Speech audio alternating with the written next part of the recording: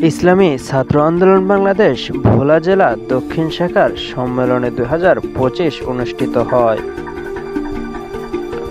আজ 28শে ডিসেম্বর 2024 শনিবার বজ্রগোপাল town hall মিলনায়তনে ইসলামী ছাত্র আন্দোলন বাংলাদেশ ভোলা জেলা দক্ষিণ শাখার সভাপতি মোহাম্মদ আলী আসগর এর সভাপতিত্বে সাধারণ সম্পাদক জুবায়ের আহমদ এর সঞ্চালনায় জেলা সম্মেলন 2025 এর প্রধান অতিথি হিসেবে উপস্থিত ছিলেন ইসলামী ছাত্র আন্দোলন বাংলাদেশ এর কেন্দ্রীয় দাওয়া ও দফতর সম্পাদক মোহাম্মদ ইব্রাহিম খলিল।